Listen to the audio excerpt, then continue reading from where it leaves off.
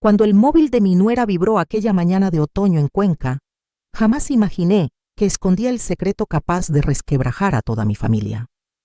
Me acerqué al aparador con las manos húmedas y la pantalla iluminó el pasillo, la foto de mi esposo, Julián.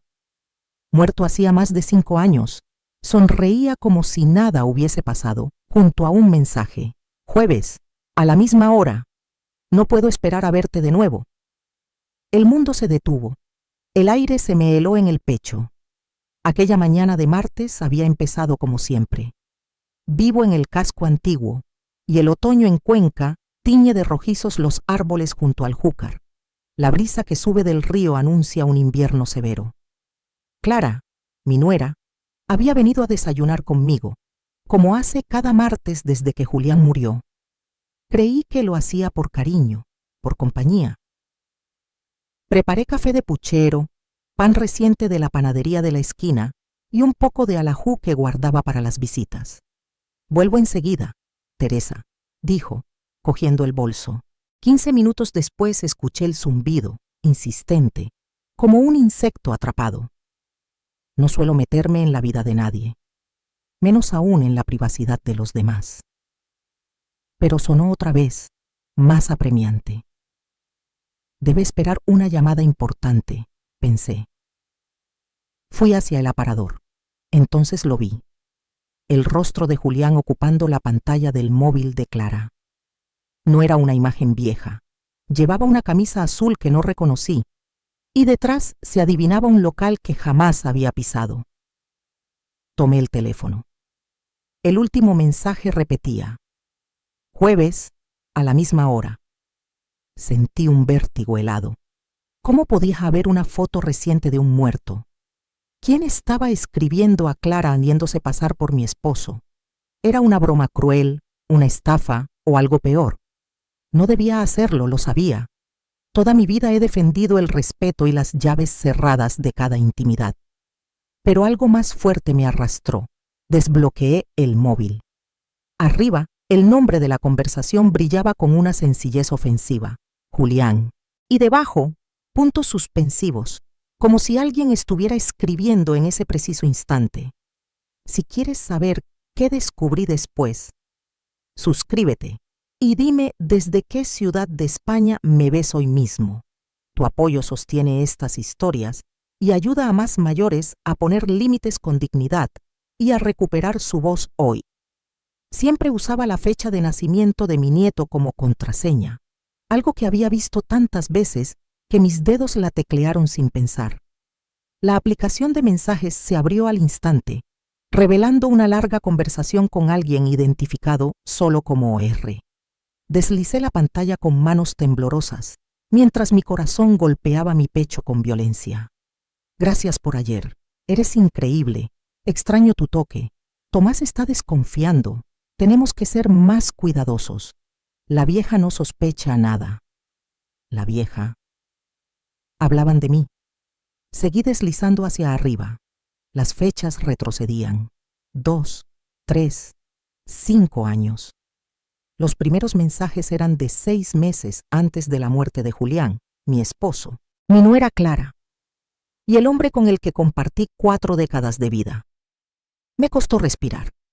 Tenían una aventura, Clara y Julián, pero él estaba muerto. Entonces, ¿quién le escribía ahora? Encontré fotos, decenas, Clara y Julián abrazados sonriendo, algunas en nuestro viejo granero, ese que él decía haber vendido antes de morir, y otras en una cabaña desconocida. La más reciente era de hacía una semana. Sentí el estómago darme la vuelta.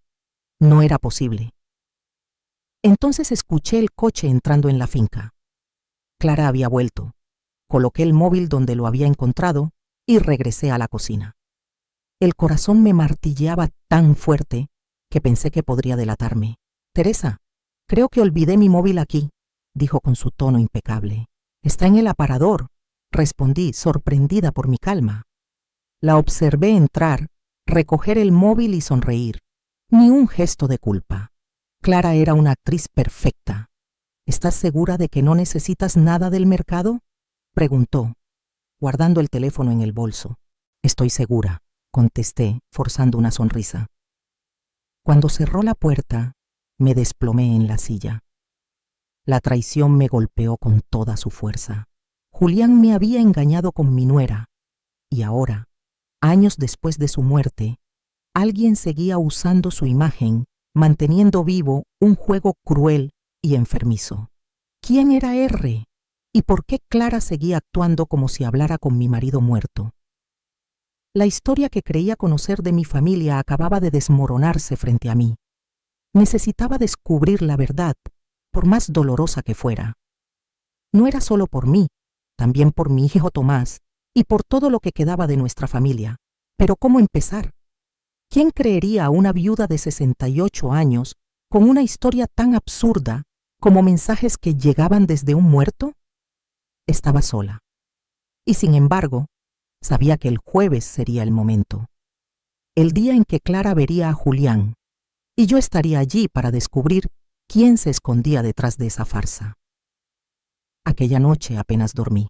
Cada vez que cerraba los ojos, veía la imagen de Julián en la pantalla del móvil de Clara. Recordé todos aquellos jueves en los que él decía que iba a jugar a los bolos con sus amigos. «Es bueno para mí, Teresa», decía. «El médico insiste en que me mueva más por el corazón». Yo, confiada, le deseaba diversión. Qué ingenua. No había bolos, había traición.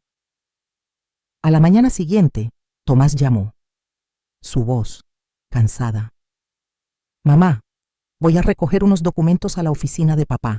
¿Necesitas algo de la ciudad?» Dudé. No podía contarle nada aún. Necesitaba pruebas. «No, hijo, estoy bien». Al colgar, supe qué debía hacer.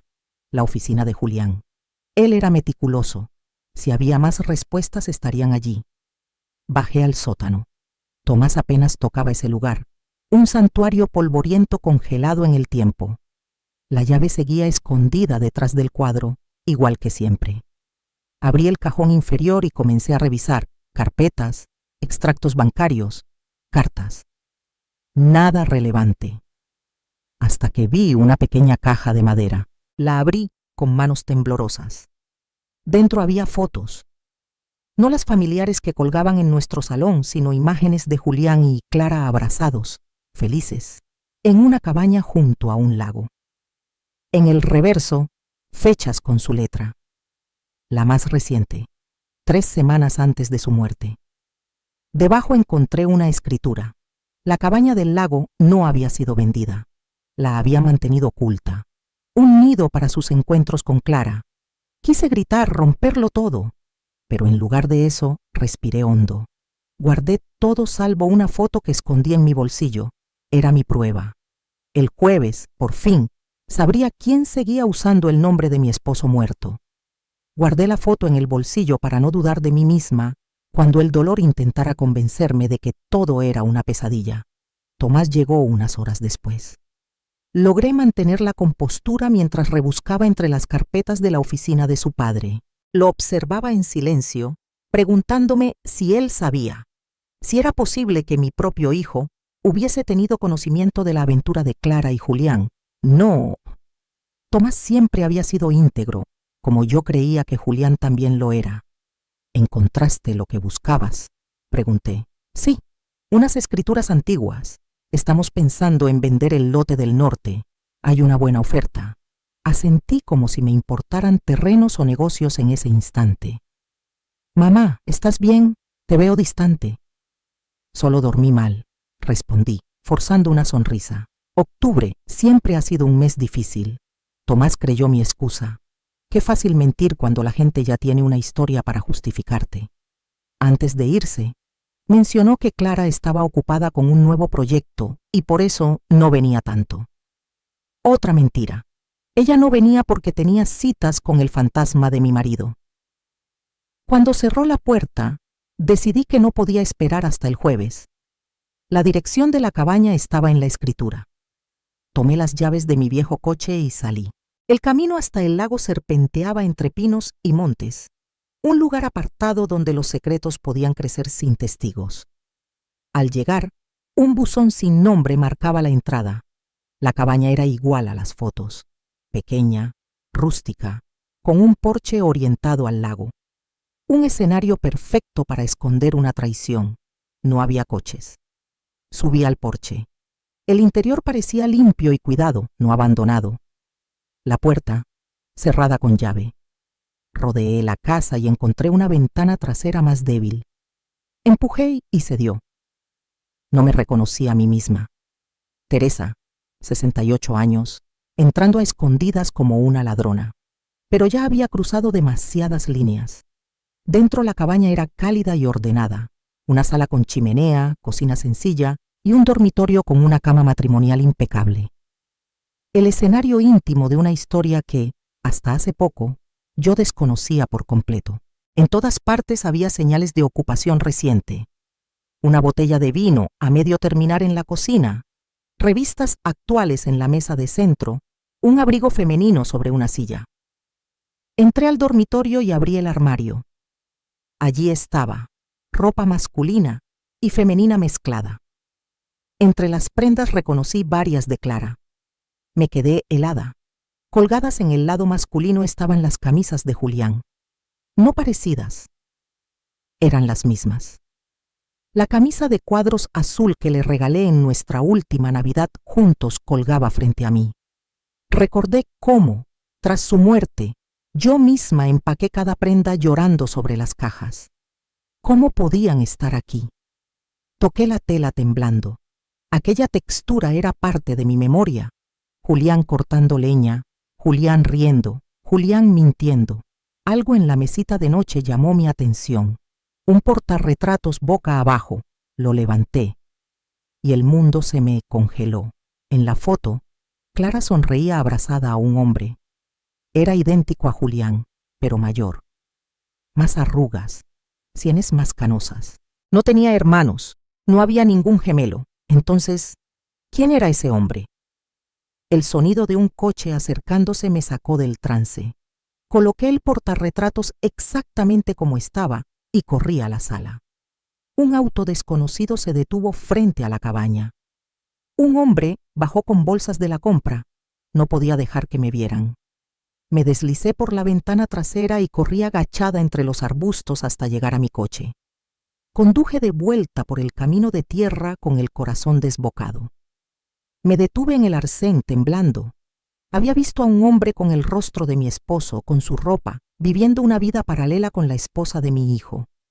Una idea terrible empezó a crecer. ¿Y si Julián no estaba realmente muerto? Lo vi en el ataúd. Pero ¿y si no era él? La mente me giraba. Una verdad aún más oscura comenzaba a tomar forma. Aquella noche no dormí. Repasé cada recuerdo de los últimos 5 años, cada detalle, cada silencio, cada jueves en el que él decía ir a jugar a los bolos. Todo encajaba de un modo siniestro.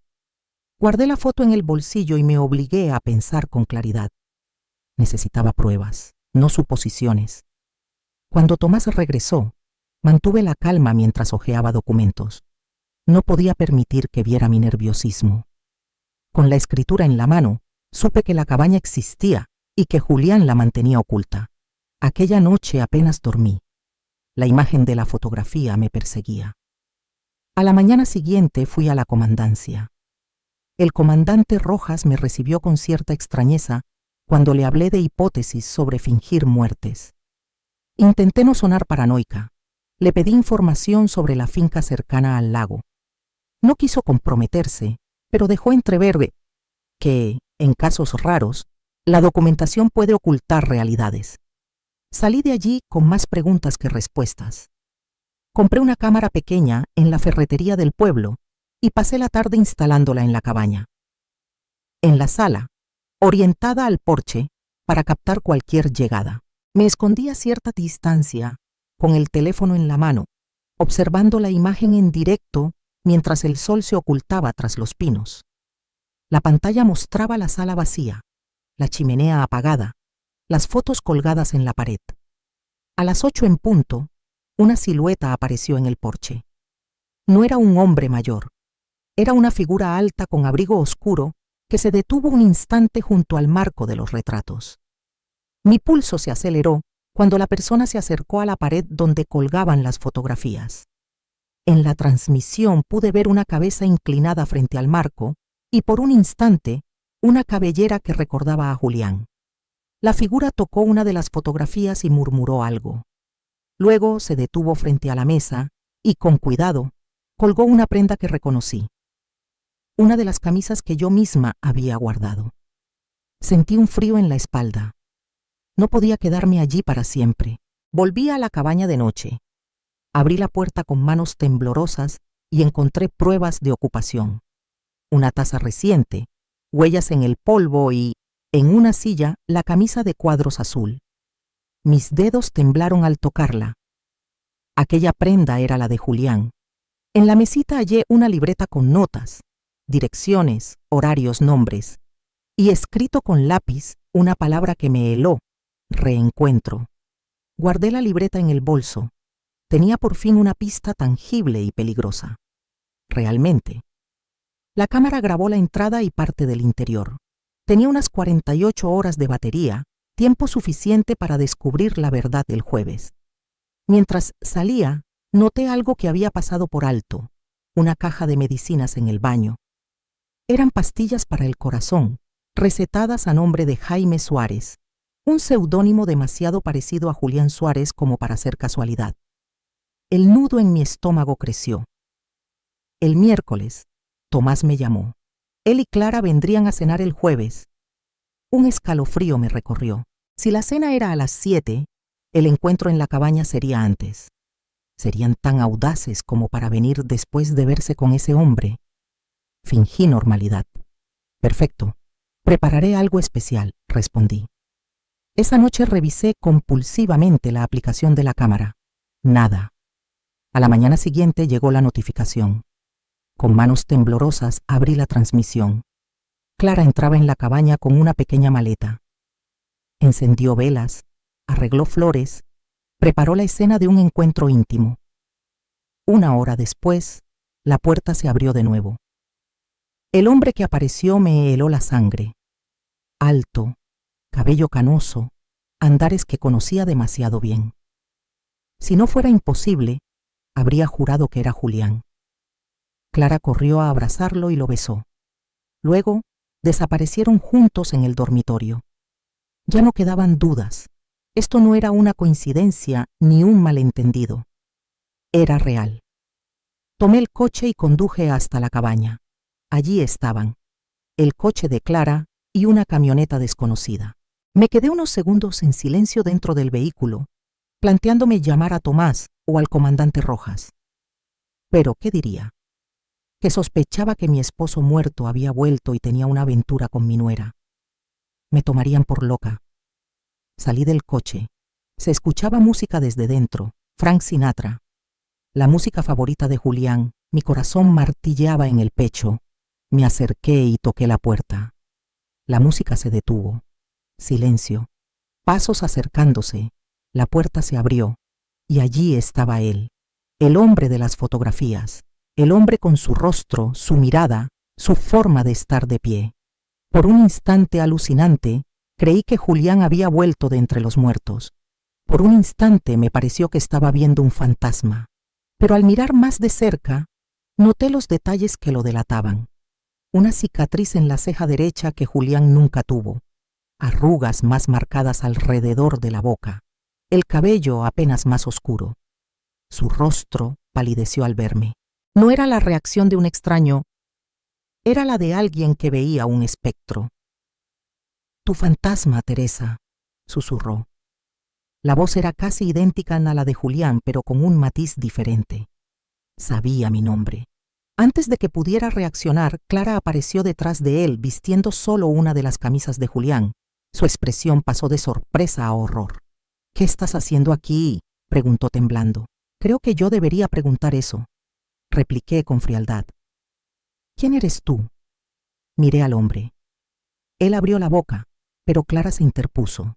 «Teresa, vete, no quieres saberlo. Precisamente por eso estoy aquí. Estoy harta de mentiras». Intercambiaron una mirada silenciosa que me encendió la rabia. Finalmente, él apartó la puerta. «Será mejor que entres». Dentro la cabaña tenía el aroma inconfundible de Julián. Madera, vino tinto y el perfume que siempre usaba. Clara desapareció al dormitorio. Me quedé frente al hombre, que me observaba con una mezcla de culpa y compasión. «¿Quién eres?», repetí. «Me llamo Ricardo», dijo con voz baja. «Ricardo Suárez, el hermano gemelo de Julián». Sentí cómo el suelo desaparecía bajo mis pies. Imposible. Julián siempre fue hijo único.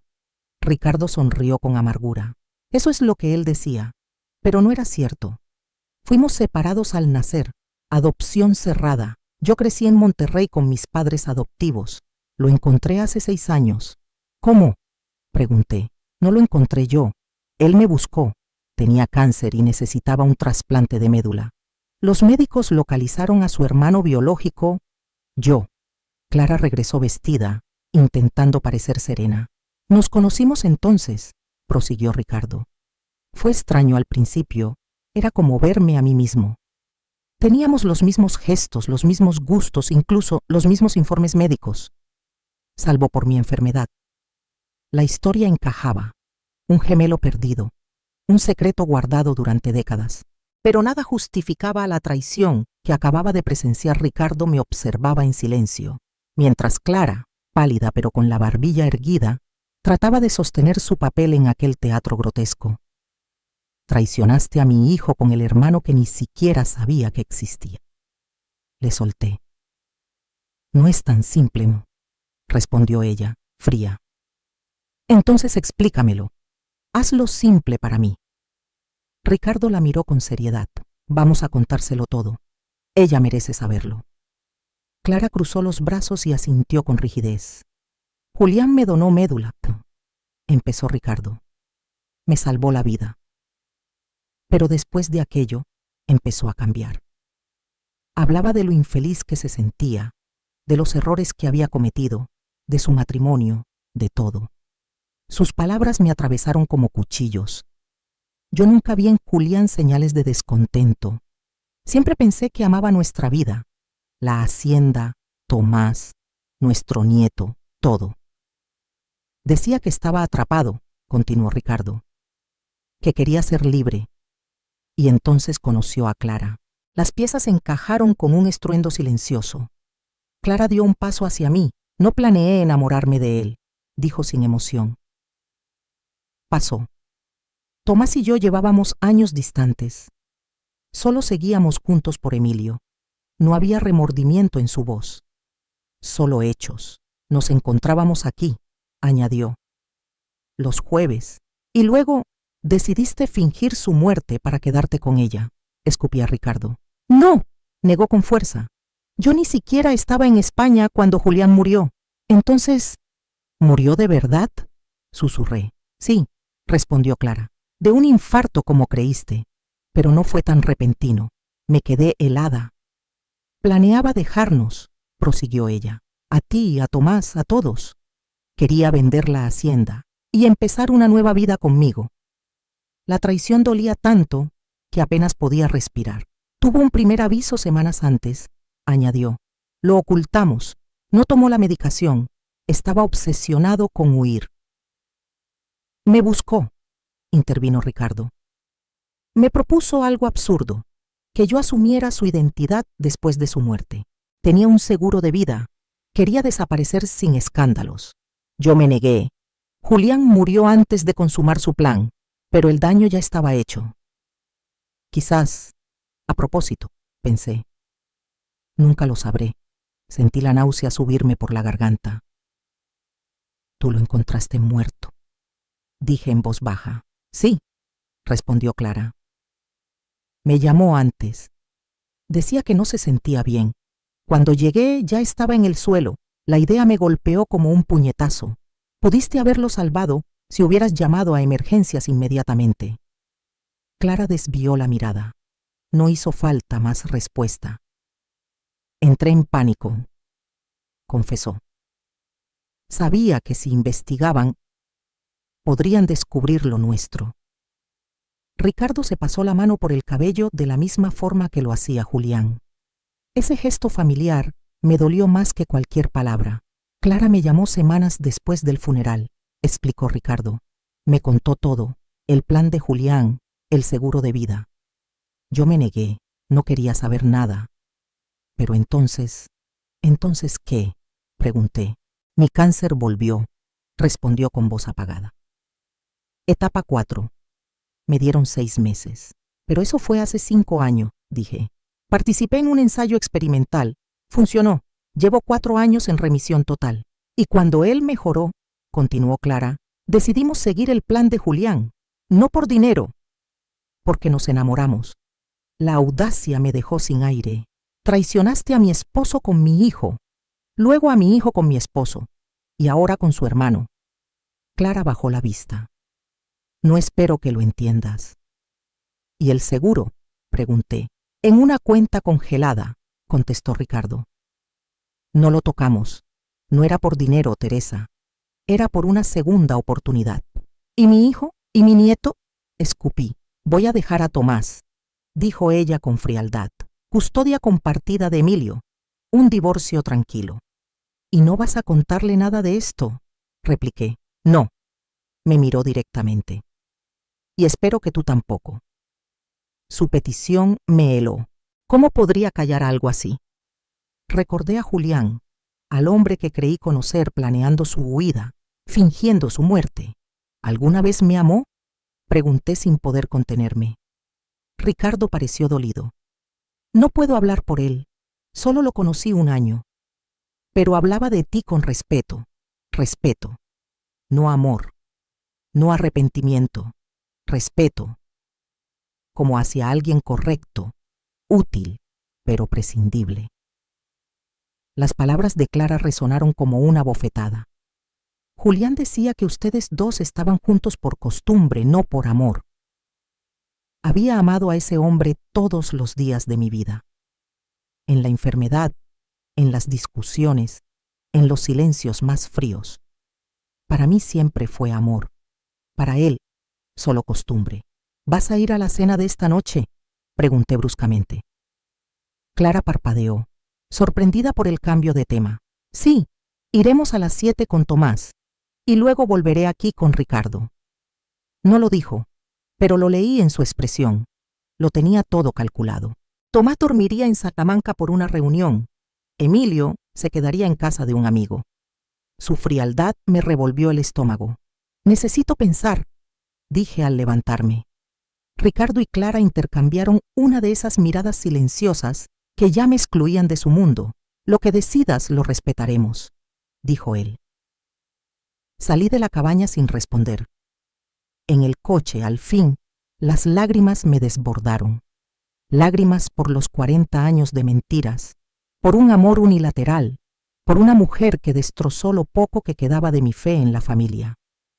Julián no me habría elegido. Ya lo había decidido antes de morir.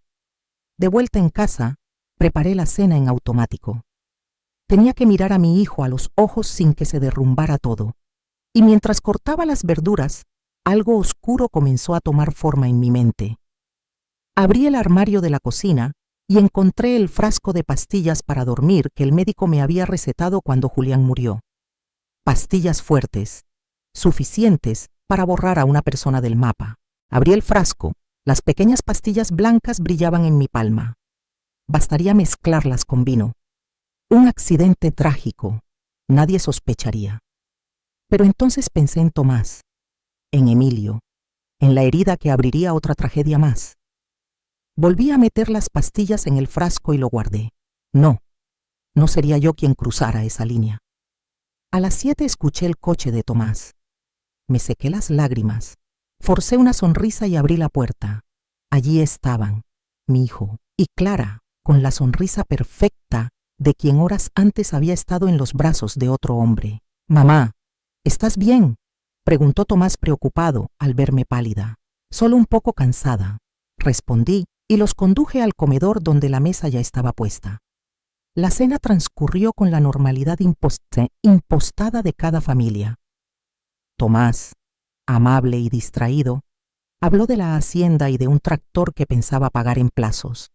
Isabel, elegante y medida, respondía en el momento justo, sonreía donde debía, actuaba su papel. Y yo, La viuda, que por fin veía la trama, observaba cada gesto como piezas que encajaban. ¿Cómo van las cosas entre vosotros? Solté de pronto, interrumpiendo a Tomás en medio de una explicación. Él se quedó cortado. Isabel apuró el vino, congelada. ¿Cómo así, mamá?, balbuceó. ¿El matrimonio? Os veo distantes. Casi no os veis, insistí. Tomás se encogió de hombros, incómodo. Estamos ocupados, pero bien, ¿verdad, amor?, dijo, tomando la mano de Isabel sobre la mesa. Ella esbozó la sonrisa perfecta, fases normales, añadió con frialdad. ¿Eres feliz, Tomás?, pregunté, directa. Mi hijo me miró preocupado. Mamá, ¿qué te ocurre? No quería asustarlo. Solo quiero asegurarme de que vives con alguien que te respete, dije, clavando la mirada en Isabel. Ella devolvió la mirada, pero sus ojos mostraron miedo y cálculo. Sabía que lanzaba una advertencia. La cena siguió entre temas neutros. Al acabar, Tomás explicó que debía marcharse temprano. Tenía una reunión en Salamanca. ¿Podrías revisar la tubería del porche antes de ir?, pedí con calma. Claro, respondió Tomás, sin notar la carga. Tras despedirse, la puerta cerrada me dejó un silencio denso. Isabel se volvió hacia mí. ¿Qué has decidido?, preguntó en voz baja. Apilé platos con calma, sintiendo rabia y dolor. No contaré nada a Tomás por ahora, dije, pero te permitiré anunciar el divorcio a tu manera. Puedes construir tu versión, pero si hieres a Tomás, intentas arrebatarle a Emilio o manchas su nombre, yo lo contaré todo, cada detalle. Me sequé las manos y preparé la mesa para la tormenta que se avecinaba. Sentada después, mientras fregaba los platos, recordé siglos de pequeños gestos que creía compartidos con Julián. Sus manos ásperas al atar cuerdas, su risa por la mañana, las noches en vela cuidando la finca. Todo eso parecía ahora una piel ajena. Cerré los puños y prometí que, aunque doliera, protegería a mi familia de la verdad hasta tener algo que no pudiera rebatir. Sórdido, ¿entendido?, dije en voz baja y firme. Clara asintió, pálida. Perfectamente, susurró. Y en cuanto a Ricardo, dile que nunca más se cruce en mi camino. Ver su cara es como ver un fantasma, añadí sintiendo un nudo en la garganta. Un fantasma que me recuerda cada mentira. Lo entenderá, dijo ella con la mirada baja. En ese momento, Tomás regresó del porche interrumpiendo nuestra conversación. La tubería está bien, mamá. Solo necesitaba apretarla un poco. Gracias, cariño, respondí forzando una sonrisa. Mientras los acompañaba a la puerta, mi corazón se apretaba. Tomás pronto perdería a su esposa. Su mundo se rompería, pero él era fuerte. Mucho más fuerte de lo que yo había sido. Mamá, ¿estás bien?, preguntó preocupado. Te ves diferente hoy. Solo estoy cansada, contesté abrazándole con fuerza. Te amo, hijo. Yo también te amo, mamá. Clara me dio un abrazo breve, mecánico, sin mirarme. Los observé marcharse, esa pareja fingida que pronto dejaría de existir. Cuando cerré la puerta, la casa se sintió más vacía que nunca. Durante 5 años viví aferrada a la memoria de un hombre que creí que me amaba. Ahora incluso esa ilusión me había sido arrebatada. Me senté en la vieja silla de Julián, en la oficina, mirando nuestras fotografías. Aniversarios, navidades, vacaciones. ¿Cuánto de todo eso fue real? ¿Cuánto fue simple costumbre? Esa noche no lloré por Julián, lloré por mí, por la mujer que fui, confiada, enamorada, segura. Esa Teresa murió a orillas de aquel lago.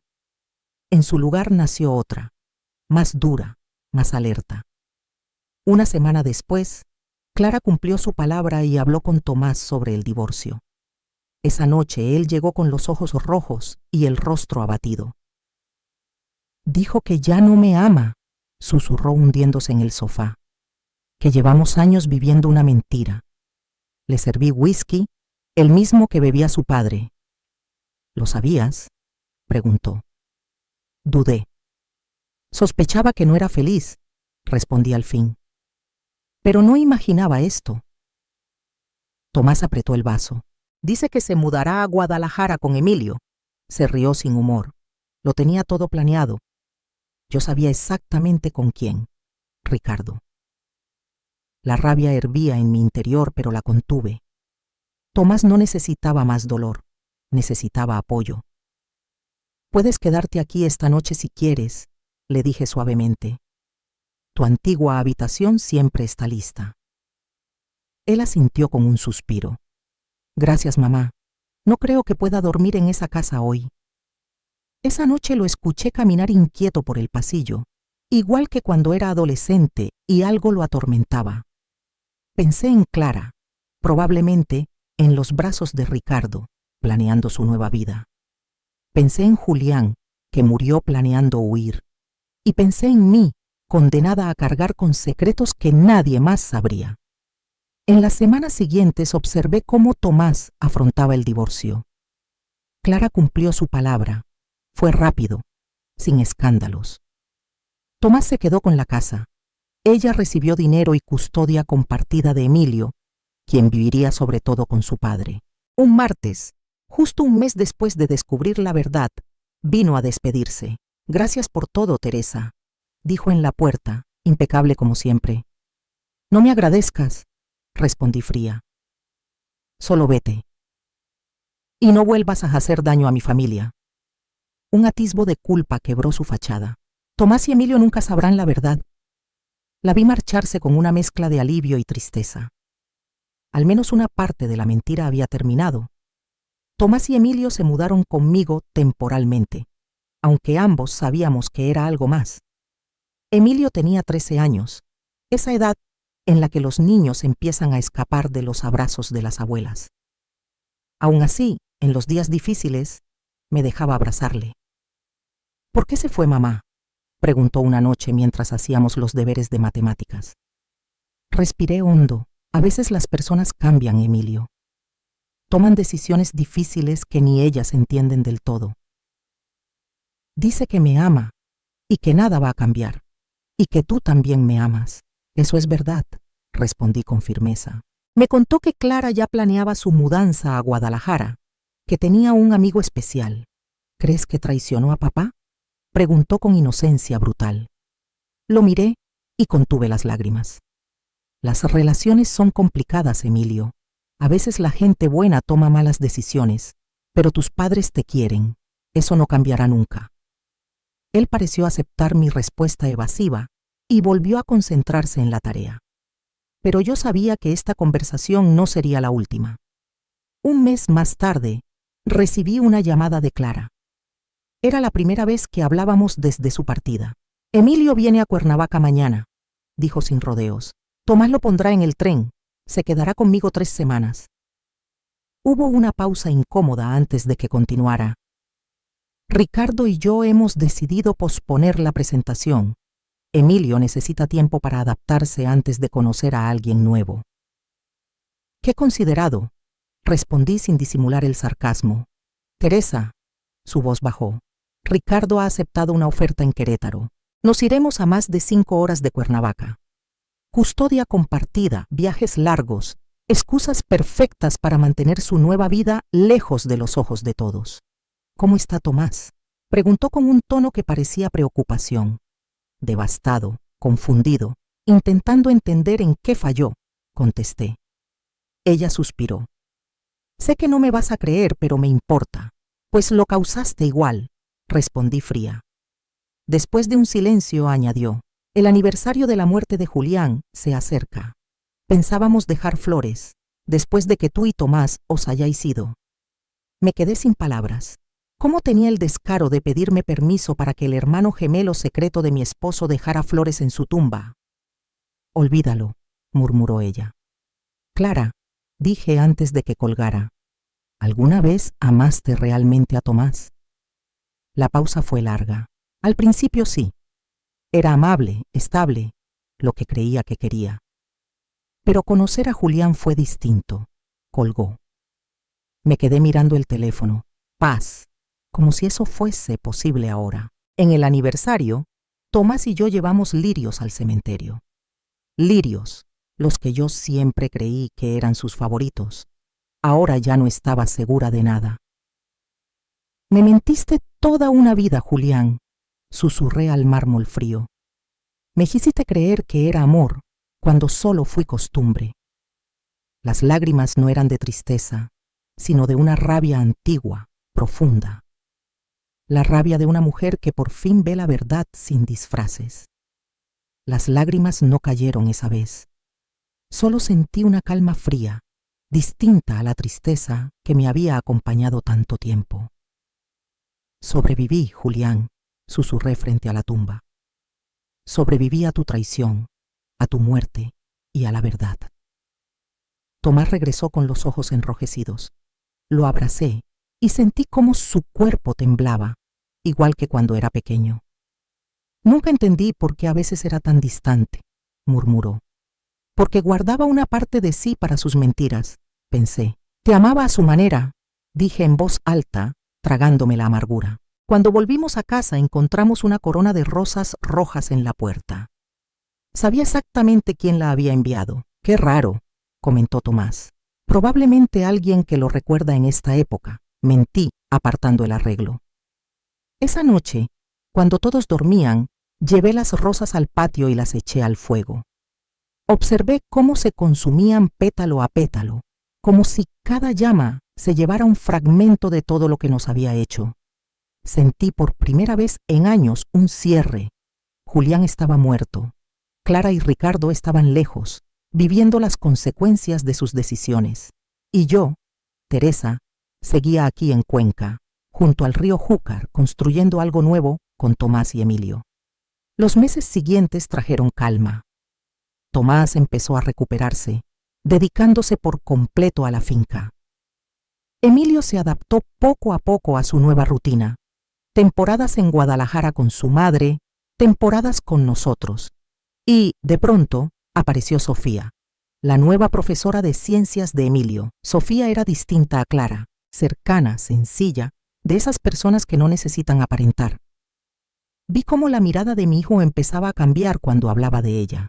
¿Crees que voy demasiado rápido?, me preguntó una noche nervioso. No, le respondí con sinceridad.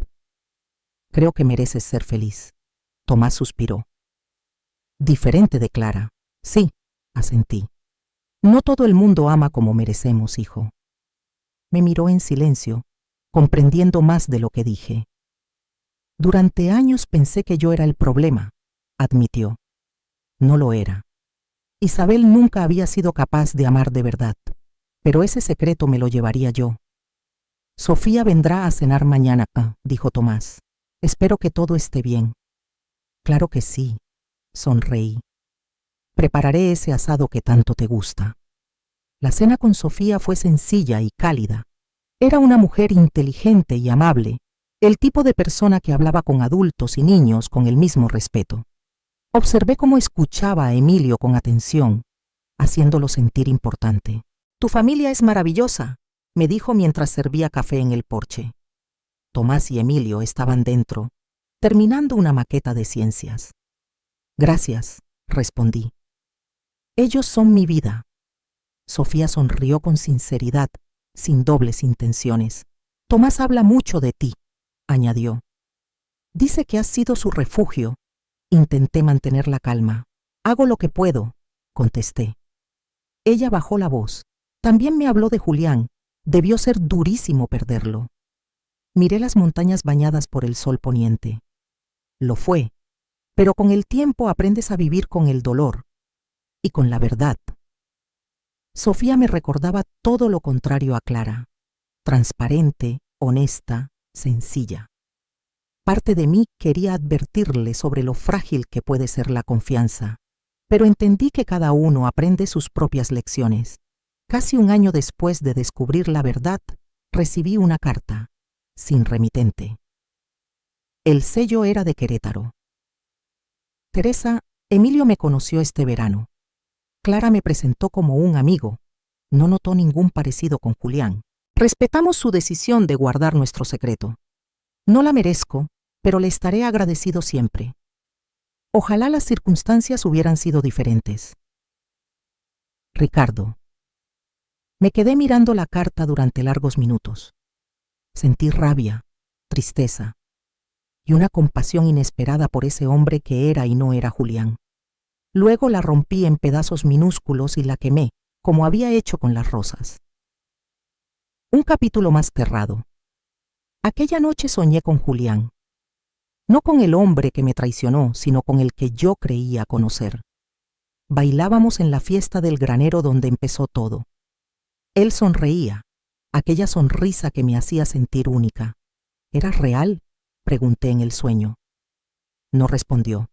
Solo me giró en la pista, y comprendí. Nunca sabría si el amor fue verdadero o parte de una mentira. Pero ya no importaba. El pasado había quedado enterrado. Lo que importaba ahora era el futuro que todavía tenía por delante. 2 años pasaron. La vida en la finca se estabilizó en un ritmo tranquilo. Tomás y Sofía se casaron en una ceremonia sencilla en el jardín de nuestra casa en Cuenca. Emilio, ya con 15 años, se movía entre 2 mundos: la serenidad de la finca con su padre y su nueva madrastra, y las visitas periódicas a Guadalajara y a veces a Querétaro para ver a su madre. Nunca hablaba demasiado de esas visitas, y yo no le presionaba. Pero una parte de mí temía que tarde o temprano notara la semejanza de Ricardo con las fotos de Julián que aún colgaban en nuestra casa. Una noche de verano, mientras preparábamos la cena, Emilio rompió el silencio. «Abuela, ¿conoces a Ricardo?», preguntó. Mi corazón dio un vuelco. «¿Ricardo? ¿Quién es Ricardo?». «El novio de mamá», respondió sin levantar la vista. «Están juntos desde hace tiempo. Pensé que lo conocías de antes». Elegí mis palabras con cuidado. «No, cariño. Nunca conocí a ninguno de los amigos de tu madre en Querétaro. Es amable conmigo. Dice que creció en una granja de Jalisco». Otra mentira. Sabía bien que Ricardo había crecido en Monterrey. «Mamá se ve feliz con él», añadió. «Más feliz que con papá». Las personas cambian, Emilio. A veces encuentran cosas diferentes en momentos distintos de su vida, dije, con un sabor amargo en la boca. «Es raro», dudó. «A veces, cuando lo miro, me recuerda a alguien». Me congelé, pero logré fingir calma. Probablemente una semejanza cualquiera. Él se encogió de hombros y cambió de tema. Yo, en cambio, no dormí esa noche. Era cuestión de tiempo para que un adolescente inteligente como Emilio atara los cabos. A la mañana siguiente, esperé a que Tomás y Sofía salieran para la ciudad. Cuando Emilio fue a casa de un amigo, tomé el teléfono y marqué el número de Isabel. Contestó al tercer timbrazo. «Teresa, ¿le ha pasado algo a Emilio?». «No, pero necesitamos hablar sobre Ricardo». Hubo un silencio, luego un suspiro resignado. Ya lo imaginaba, está creciendo, observando más. «Las fotos de Julián están por todas partes en tu casa», dijo Isabel al otro lado de la línea. «¿Qué vamos a hacer cuando Emilio se dé cuenta? Cuando pregunte por qué el novio de su madre se parece exactamente a su abuelo muerto». «¿Y bien?», respondí, conteniendo mi rabia. «Ricardo y yo tenemos una historia lista», dudó. «Diremos que es un primo lejano de Julián, que nos conocimos por casualidad en Guadalajara. ¿Y crees que va a creer eso? ¿Y Tomás también?». Mi voz se endureció. «No tenemos otra opción, Teresa. Contar la verdad solo traería dolor y destruiría la imagen que Emilio tiene de su abuelo». Y aunque me dolía admitirlo, tenía razón. Revelar todo ahora no traería nada bueno. «Deberías haber pensado en eso antes», dije amarga. Colgué sin despedirme. Estaba atrapada en una telaraña de mentiras que no había creado, pero de la que ya era cómplice. 2 semanas después, Tomás entró en casa con una expresión que no veía desde el divorcio, mezcla de rabia, confusión y shock. «Mamá», dijo con la voz temblorosa. «Clara llamó. Quiere traer a su novio para conocer a la familia en el cumpleaños de Emilio. Dice que es algo serio, que pueden casarse». Sentí la sangre helarse. «¿Y qué dijiste? ¿Qué podía decir?». «Emilio lo quiere, y ella tiene derecho a rehacer su vida». Se pasó la mano por el cabello, yo, igual que su padre solía hacer. Tenía un mes para prepararme para lo inevitable. conocer oficialmente a Ricardo, el gemelo de mi difunto marido, ahora pareja de mi exnuera. El día llegó. Pasé horas ensayando sonrisas, respirando hondo para no derrumbarme. Emilio corría feliz por la casa, revisando los preparativos. Tomás y Sofía estaban en la cocina decorando el pastel. Yo me quedé en el porche, con el estómago en un nudo. Un sedán plateado se detuvo frente a la casa. Clara bajó primero, impecable, y luego lo vi a él. Ricardo, más viejo, más canoso, pero con el mismo rostro que había amado y odiado durante tantos años. Sentí que el mundo se me cerraba encima. Más canoso, pero aún imposiblemente parecido a Julián. Llevaba una camisa azul sencilla y unos vaqueros, exactamente el estilo que mi esposo solía usar los fines de semana en la finca. Mi estómago se revolvió al verlo. Emilio corrió a abrazar a su madre y luego estrechó la mano de Ricardo con entusiasmo. Tomás apareció en la puerta, respiró hondo y salió a recibirlos. Sofía estaba justo detrás, ofreciéndole apoyo silencioso. Y entonces fue mi turno. «Teresa», dijo Clara con una formalidad que helaba el aire. «Este es Ricardo Thompson. Ricardo, ella es Teresa, la madre de Tomás». Ricardo extendió la mano con esa expresión neutra que tanto ensayó. «Es un placer conocerla por fin, señora Rivas. Clara y Emilio me han hablado mucho de usted». Apreté su mano apenas un segundo. Sentí que estaba viviendo una pesadilla cuidadosamente montada. Bienvenido a nuestra casa. Por un instante, sus ojos, los ojos de Julián, se encontraron con los míos. No sé si fue un pedido silencioso de perdón o solo mi imaginación buscando señales donde no las había. La tarde transcurrió como una obra de teatro. Todos actuaban. Clara, la exesposa cordial. Tomás, el exmarido correcto. Sofía, la nueva pareja comprensiva. Ricardo, el novio educado. Y yo, la anfitriona perfecta. Solo Emilio era auténtico, moviéndose feliz, ajeno a la tensión. En un momento quedé sola en la cocina con Ricardo. Él lavaba unos vasos, yo guardaba comida. «¿Estás bien?», susurró. «Qué pregunta tan absurda, Petit», repliqué. «Vosotros elegisteis esto, nosotros solo intentamos sobrevivir a las consecuencias». Él bajó la cabeza. «No tengo excusas. Solo intento ser mejor de lo que Julián fue». «Tú no conociste realmente a Julián», respondí con frialdad. «Sé lo que hizo. Sé que traicionó a su familia», dijo él sin apartar la mirada. Volvimos en silencio a la sala, donde Emilio reía abriendo regalos. Tomás parecía tranquilo, sin reconocer nada en Ricardo. Cuando la fiesta acabó, Tomás habló con voz firme. «Clara, Ricardo, ¿podéis quedaros un momento? Hay algo que quiero hablar con vosotros». Mi corazón comenzó a latir con fuerza. Él sabía. Tomás había descubierto algo. O al menos, esa fue mi primera reacción cuando lo vi tan serio. Pero su voz reveló otra cosa. «Es sobre Emilio, la escuela», dijo al fin. El alivio me recorrió de golpe. No era sobre Ricardo ni sobre secretos enterrados, solo sobre Emilio y sus notas. Mientras Tomás, Clara y Sofía hablaban de universidades, rebeldías adolescentes y planes para el futuro, observé a Ricardo. Estaba sentado tranquilamente, participando de la conversación como si realmente tuviera derecho a opinar sobre la vida de mi nieto. Y entonces lo comprendí con un escalofrío. En cierto modo, sí tenía ese derecho. La sangre de Julián corría por sus venas.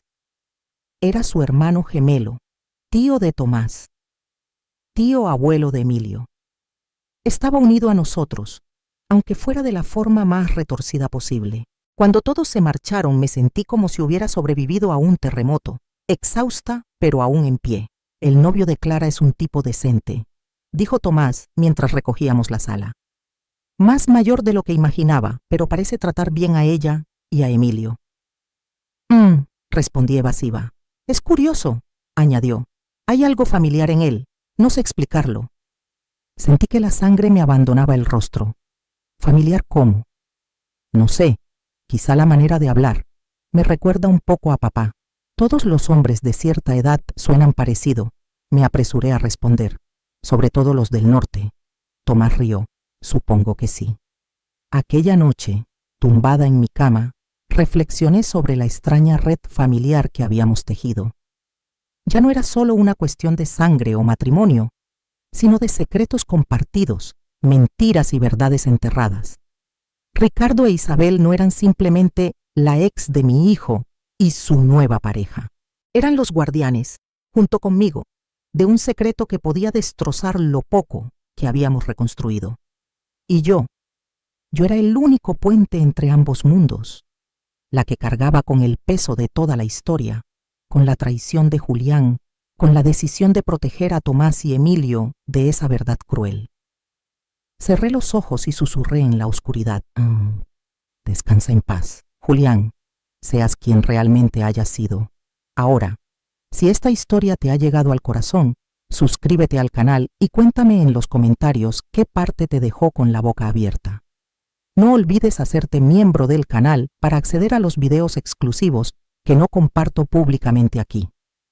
Tu apoyo permite que pueda seguir contando historias reales que emocionan y hacen reflexionar. Te espero allí, en nuestra comunidad de historias y memorias compartidas.